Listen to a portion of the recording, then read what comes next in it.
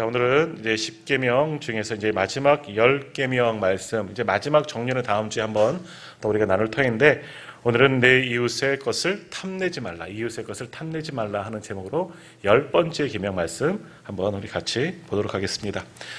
우리말 가운데 이제 그 속담 가운데 견물생심이라는 것이 있죠. 물건을 보면 어떻게 뭐가 생긴다?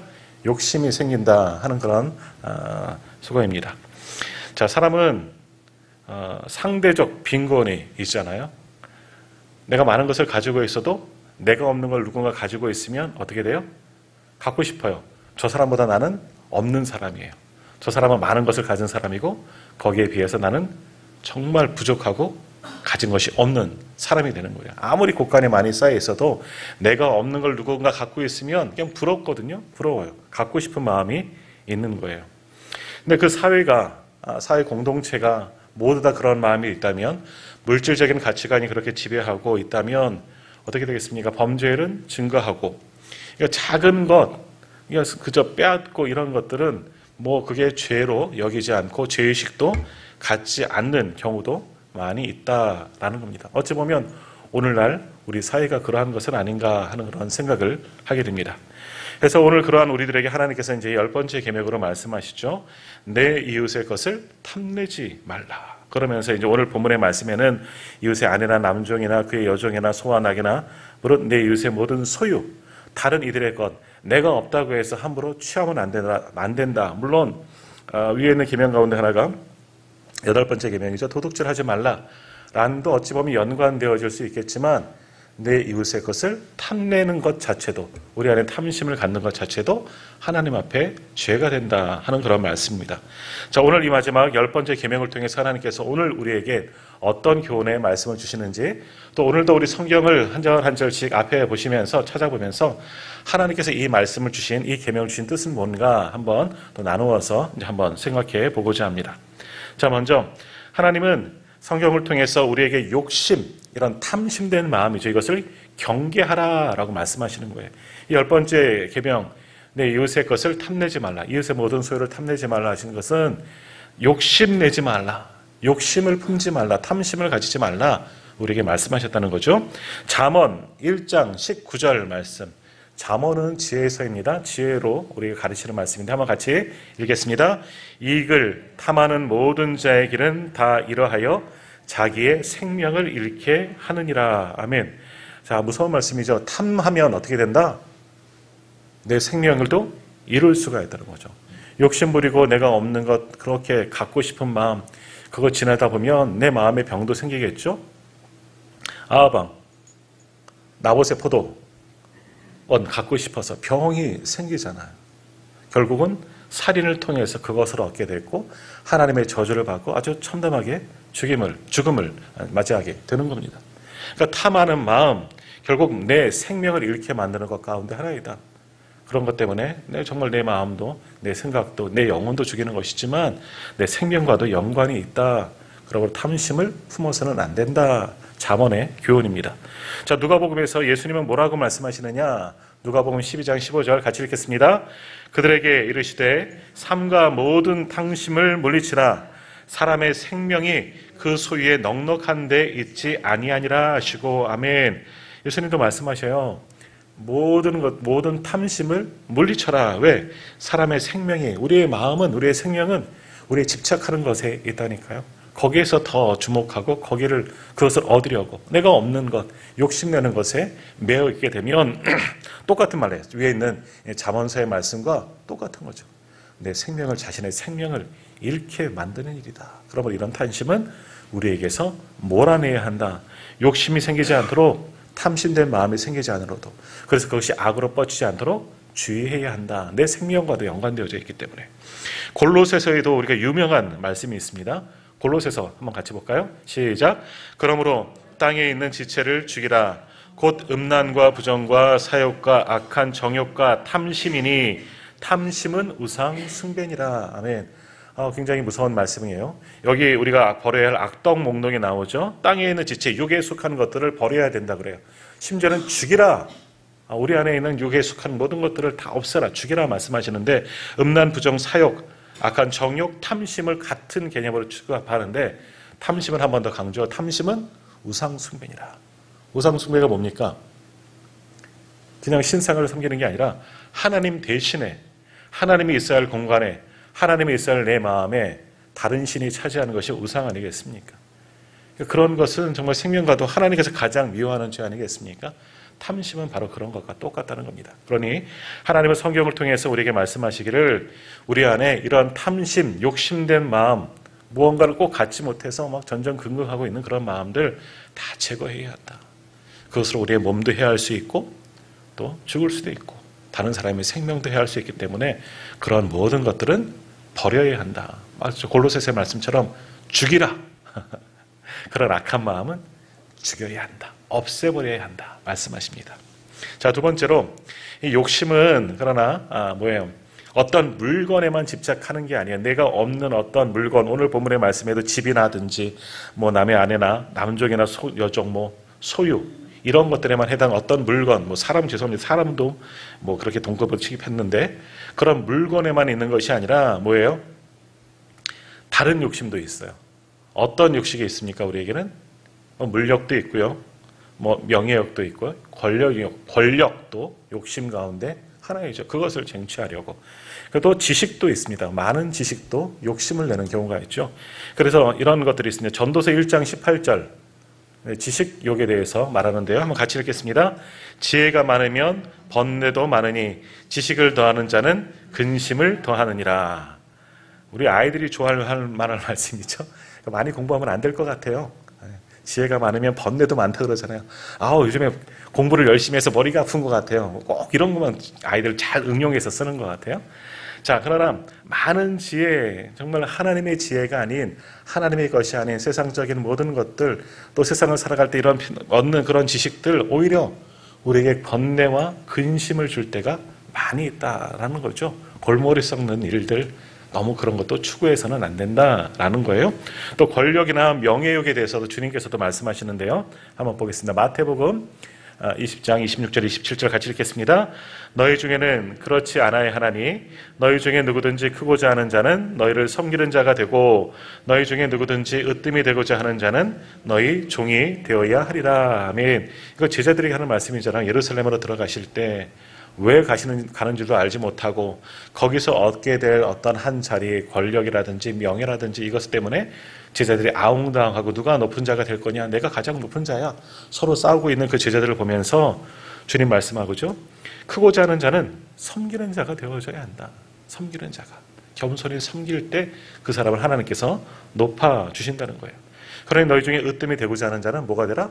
먼저 종이 되어져야 한다. 섬기는 자가 되어져야 한다. 낮아져야 된다. 근데 우리는 낮아지기보다는 높아지려고 하는 것이 우리의 본성인 것 같아요.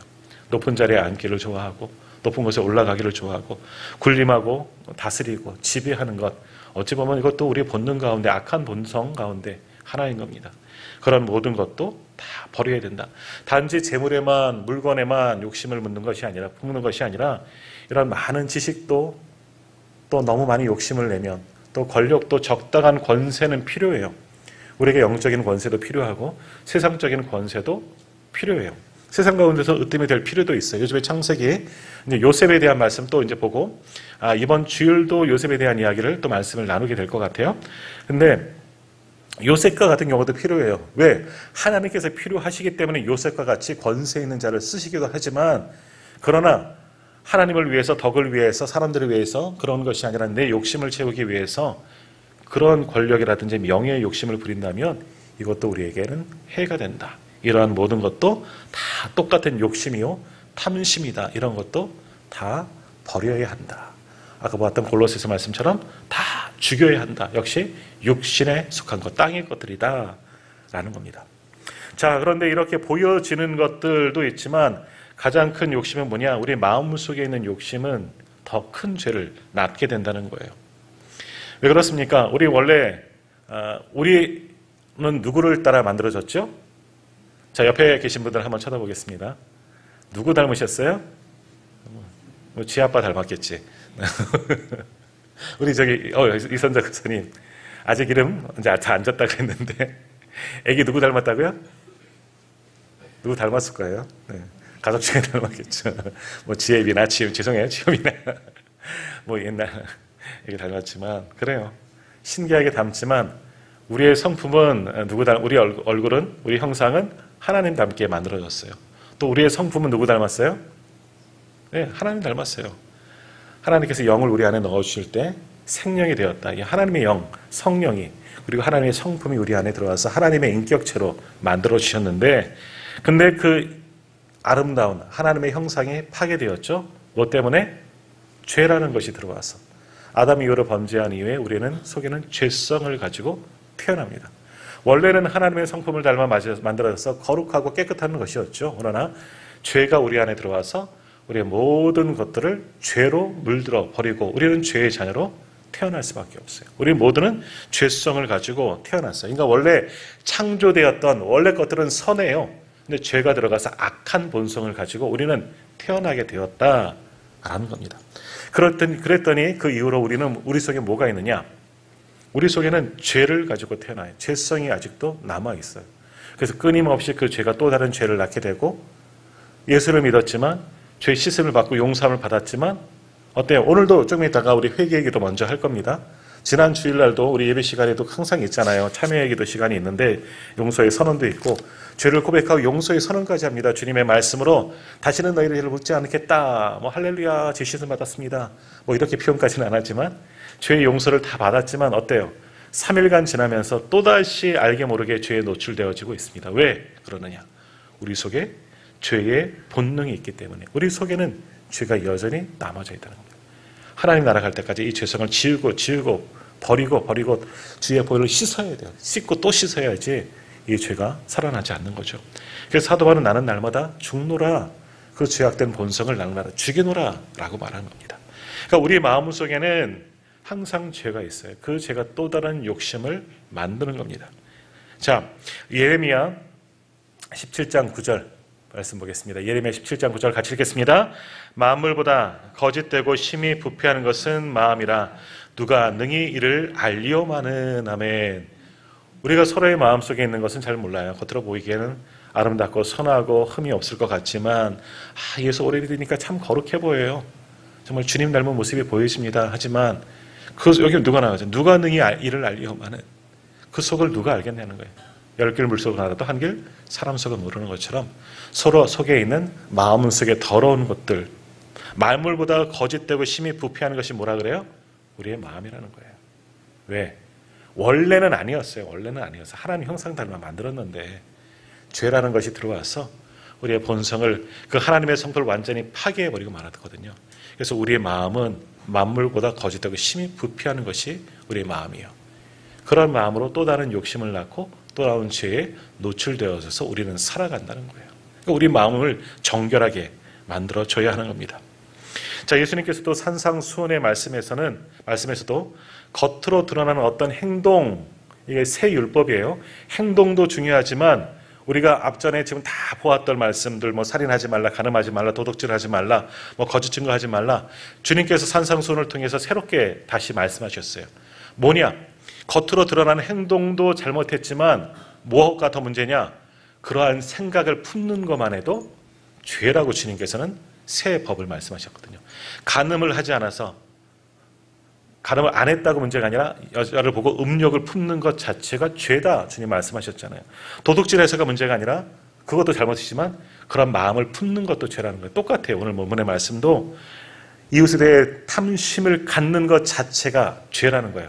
가지고 오는 것도 도둑질이죠. 그건 범죄지만 품는 것만으로도 죄라는 거예요. 그래서 마가복음 7장 21절, 23절 보시면 이렇게 주님 말씀하셨죠. 한번 같이 읽습니다.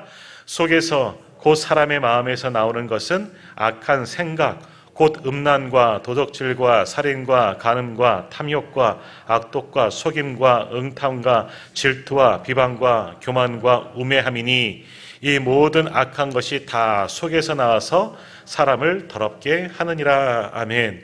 이것도 논쟁 가운데 나오잖아요. 정결법. 이스라엘 사람들 정결법이 있습니다. 우리도 이 코로나 이후로 지금 또 이제 좀 무뎌졌지만 손 씻는 게 굉장히 생활화됐잖아요. 나갔다 들어오면 항상 손 씻고, 뭐 하고 하면 손 씻고, 누구랑 접촉하면 또 손 씻고. 뭐 손 씻는 게 일상화되었지만 당시 유대인들 법도 그래요. 율법에도 정결법 음식을 먹기 전에 한 번 꼭 손을 씻고 들어가는 법이 있고 하나님 앞에 나아갈 때도 손과 발을 그거는 뭐 우리나라만 유대인들만 그러는 것이 아니라 뭐 이슬람 교도들도 그래요. 일본에 갔을 때도 그래요. 신사 앞에 들어갈 때는 입을 씻고 뭐 손을 씻고 뭐 그런다는 거예요. 아무튼 그래요. 왜? 우리 속에서 나오는 모든 것이 악하기 때문에 속에서 나오는 것이 손으로 입으로 들어가는 것이 더러운 것이 아니라 다 깨끗하다는 거예요. 부정한 것이 없다는 거죠. 그래서 보자기를 환상을 보여주면서 먹어라 주님 말씀하셨던 것이고 그래요. 우리 입으로 들어가는 것이 더러운 것이 아니라 우리 속에서 나오는 것이 우리 속에서 나오는 것이 뭐예요? 이게 나오는 악한 생각 그 다음 뭐 다 나오는 것 음란 도둑질 살인 등등등등 욕심된 모든 것들 이런 것들이 우리 속에서 나온다. 우리 마음 자체가 더럽기 때문에 죄 속에 오염되어져 있기 때문에 그 모든 것이 더 주의해야 된다. 그러지 않으면 그 우리 마음으로 또 다른 죄를 짓고 거기에서부터 모든 욕심이 시작되어지기 때문에 이런 우리의 마음을 다스리고 제어할 수 있어야 한다. 주님 우리에게 말씀하셨습니다. 그러니까 우리의 마음을 깨끗게 해야 되는 거예요. 우리의 마음에 죄가 남지 않도록 정결하게 다스리고 또 다스려야 하는 것이죠. 자, 그래서 야고보서 1장 14절과 15절에서도 말씀합니다. 야고보서 1장 14절 15절 같이 읽습니다. 오직 각 사람이 시험을 받는 것은 자기 욕심에 끌려 미혹됨이니 욕심이 잉태한 즉 죄를 낳고 죄가 장성한 즉 사망을 낳느니라. 아멘. 결국 우리가 시험하는 거예요. 뭐예요? 내 마음속에서 생겨난 욕심으로 인해서 정결치 못한 죄에 노출된 죄에 오염된 우리의 마음으로부터 시작된 그런 죄들이 결국 죄가 죄를 낳고 장성하여 사망이 된다. 영원한 죽음에 이르게 만든다. 처음에 우리가 읽었던 잠언 1장 19절 같이 결국 이런 욕심은 생명을 잃는 것과 잃게 된다. 이 말씀과 결국 동일한 말씀이라는 거예요. 그러니까 우리의 마음을 잘 다스려야 되는 거예요. 우리 5계명부터 보는 모든 사람과의 관계 속에 주어진 이 10계명 나머지 하반부의 모든 계명들은 결국 우리가 문제라는 거죠. 내 마음을 잘 다스려야 되는 거예요.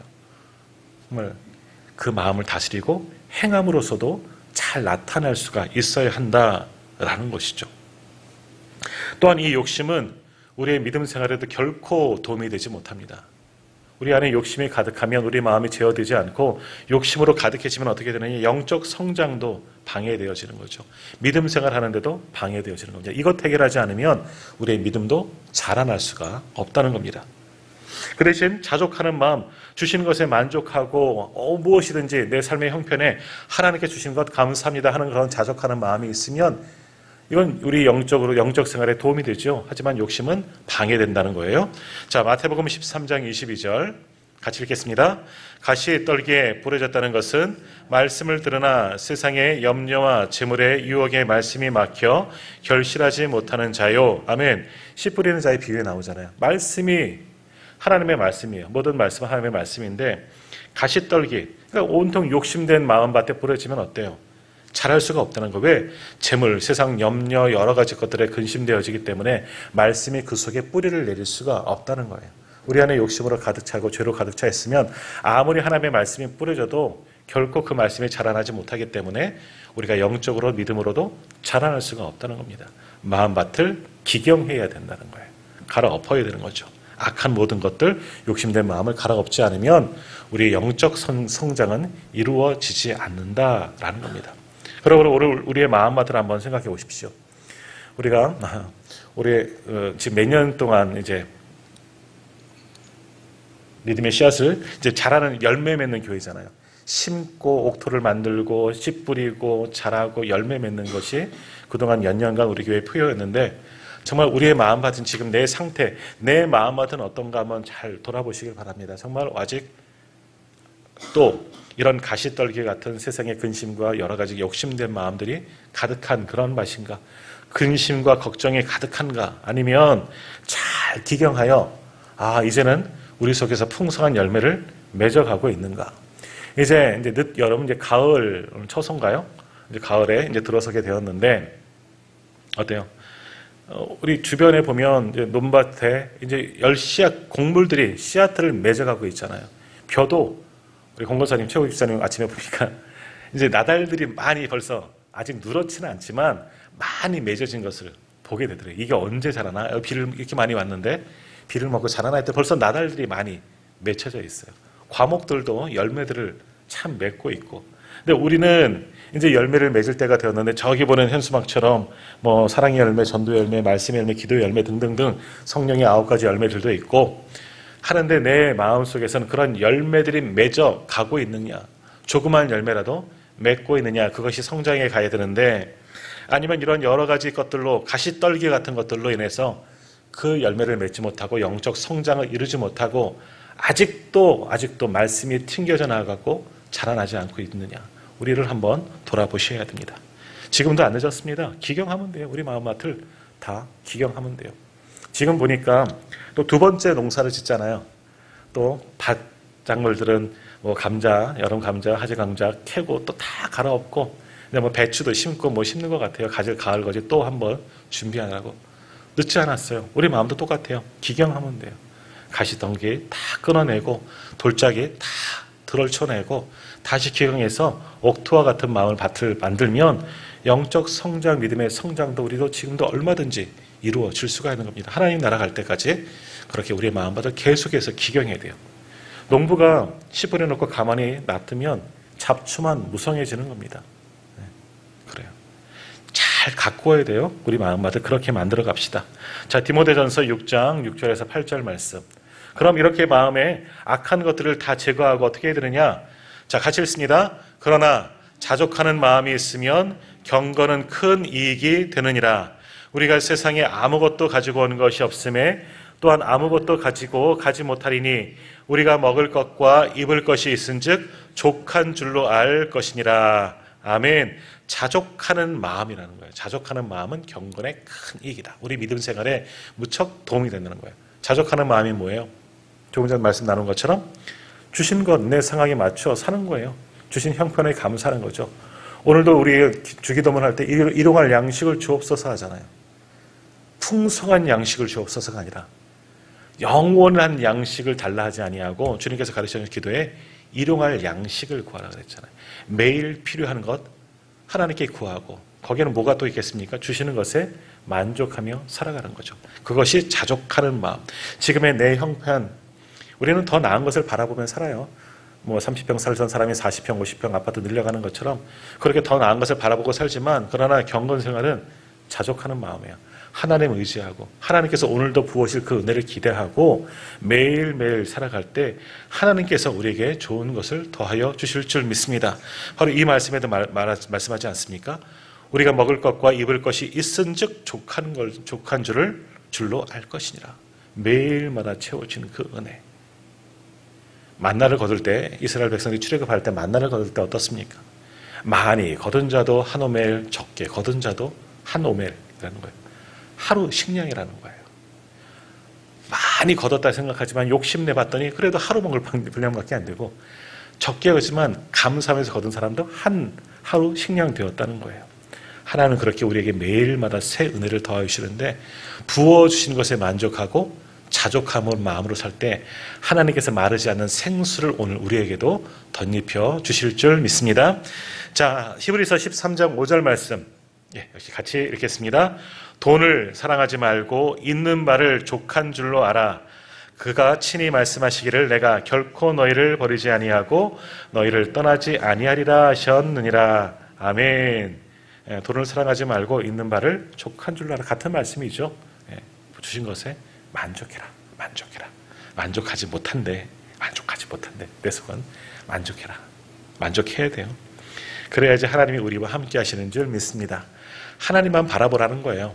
그러니까 우리는 절대 만족하지 않아요. 오늘도 우리가 사람을 보며 세상을 볼 땐 뭐 한다고요? 사람을 보며 세상을 볼 땐, 가사가 생각이 안 나죠? 네. 하지 없잖아요. 만족하지 못하잖아요. 네. 그러나 하나님만 바라보는 거예요. 하나님께서 우리의 모든 것들을 반드시 채우고 넘치도록, 흔들어 넘치도록 부어주시는 줄 믿습니다. 그러나 그 은혜도 마찬가지인 거예요. 하나님은 언제나 우리를 책임져 주시기 때문에 세상에서 내가 아둥바둥 사는 것보다는 하나님께 주신 것을 만족하며 살 수 있는 자족하는 마음이 오늘 우리 안에 있기를 바랍니다. 그럴 때 욕심은 우리의 믿음 생활을 방해하지만 자족하는 마음, 하나님을 의지하는 마음은 우리의 믿음을 더욱더 풍성하게 만들어 주시는 줄 믿습니다. 영적 성장도 반드시 이루어 주실 겁니다. 그러니까 믿음의 씨앗을 심었다면 마음밭을 옥토로 가꾸고 심었다면 이제 자라나야죠. 풍성한 열매를 맺는 우리 모두가 또한 다 되시기를 바랍니다. 자, 그러므로 결국 뭐예요? 하나님을 의지하는 법을 배워야 하는 거예요. 하나님만 의지하며 살아가는 법을 배워야 하는 것이죠. 자, 시편 119편 56절 말씀입니다. 같이 읽겠습니다. 내 소유는 이것이니 곧 주의 법도들을 지킨 것이니이다. 아멘. 시편 119편은 말씀 사무시라 그러는데요. 성경에서 가장 긴 절을 176절인가 2절인가 갖고 있죠. 모든 것이 말씀에 대한 이야기예요. 주의 법도 역시 말씀이죠. 그러니까 내 소유는 뭐냐? 세상 것이 아니라는 거예요. 뭐가 내 소유냐? 주의 법도 하나님의 말씀이라는 거죠. 하나님의 말씀으로 나는 날마다 만족합니다. 그것만이 나의 전부입니다. 고백하는 거예요. 이 시인의 고백이 오늘 우리의 고백이 되길 소망합니다. 내 곳간에 가득히 있는 것도 중요하지만 좋겠죠. 하지만 하나님의 말씀, 하나님이 채우신 것으로 만족하고 그것을 우리의 영적 곳간에 채우는 저와 우리 성도님들 다 되시기를 바랍니다. 자, 빌립보서 4장 19절 같이 한번 읽습니다. 나의 하나님이 그리스도 예수 안에서 영광 가운데 그 풍성한 대로 너희 모든 쓸 것을 채우시리라. 아멘. 분명히 약속하시잖아요. 우리 하나님께서 그리스도의 영광과 평강 안에서 우리에게 채우시리라. 풍성한 것으로 채우시리라. 또 풍성하다고 해서 많은 거, 좋은 거, 이삭처럼 100배, 그럴 수도 있지만 하나님께서 우리에게 분에 넘치도록 필요한 만큼 분명히 주시는 것이니까 그것을 기대하면서 하나님만 바라보라는 거예요. 주의 말씀에 순종하며 살라는 거예요. 그러면 하나님께서 책임져 주신다는 거죠. 자, 마태복음 6장 33절 유명한 말씀입니다. 같이 읽습니다. 그런즉 너희는 먼저 그의 나라와 그의 일을 구하라. 그리하면 이 모든 것을 너희에게 더하시리라. 아멘. 누가 보면 비슷하게 성령도 말씀하시는데 성령을 채우십니다. 우리의 가장 좋은 것. 하나님께 맡기는 겁니다. 근데 이 맡김이 사실은 가장 어려운 것이 맡김이에요. 하나님을 온전히 신뢰하는 것.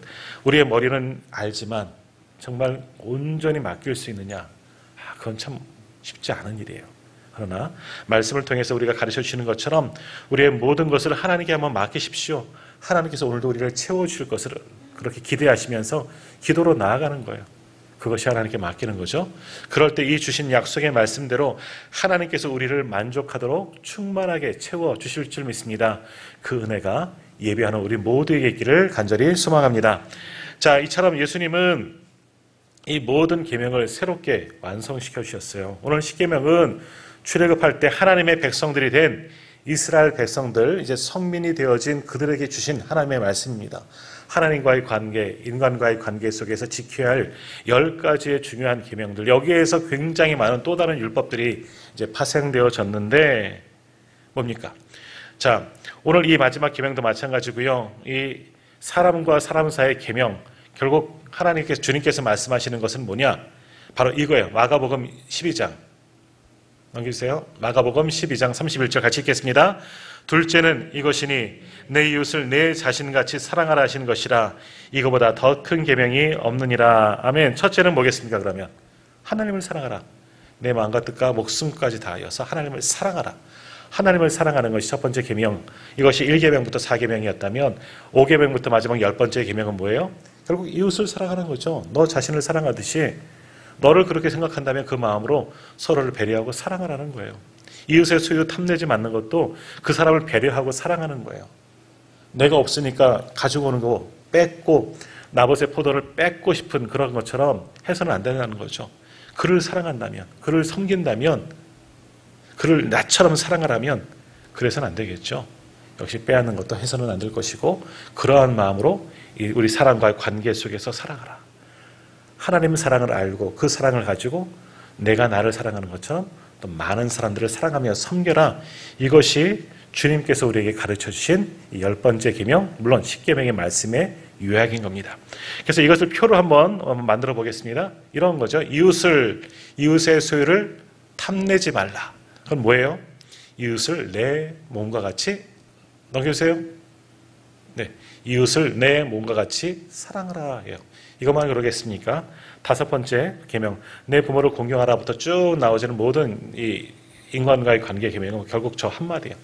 사랑하라. 내 이웃을 내 몸과 같이 사랑하라. 다시 한번 옆에 계신 분 축복하겠습니다. 주님의 이름으로 사랑합니다. 주님의 이름으로 사랑합니다. 정말 사랑해야 하는 거예요. 사랑해야 되는 거예요. 사랑해야 되는 거예요. 한 고대 철학자는 만약 이런 말을 했어요. 만약 자녀에게 행복을 주려거든 돈을 주지 말고 마음속에 과도한 탐심을 없애주어야 한다. 오늘 주신 교훈의 말씀이죠. 자녀에게 좋은 거 주려면 물질로 주지 말고 행복을 주려면 마음속에 욕심을 제거하면 된다. 자, 행복의 조건이 많은 부가 아니에요. 또는 지식도 아니고 권력도 아니고 많은 것을 내가 가지고 누리고 산다고 해서 이것이 참된 행복은 아니에요. 물론 그것들 행복을 위해서 필요한 것들일 수는 있지만 그러나 그것이 지나쳐 욕심이 되어서는 안 되는 거예요. 여기에 더 집착하게 되면 그것도 탐심은 우상 숭배라 하는 말씀처럼 하나님을 대신하는 모든 것들은 우상 숭배가 되어 버릴 수가 있다는 겁니다. 그러므로 우리의 마음 날마다 하나님만을 사랑하고 하나님으로만 만족하십시오. 사람을 보고 세상을 보면 만족함이 없어요. 하지만 하나님을 볼 때 우리는 만족한 삶을 살게 되는 줄 믿습니다. 그러므로 그 마음을 가지고 이 땅에 자족하는 마음으로 살고 주님께 받은 그 은혜와 사랑을 나누고 섬기며 사랑하며 살아가는 저와 우리 모든 성도님들 다 되시기를 간절히 소망합니다. 그런 우리와 우리 주님께서 함께 하시고 오늘도 필요한 모든 것들을 우리에게 채워주실 줄 믿습니다. 기도하겠습니다.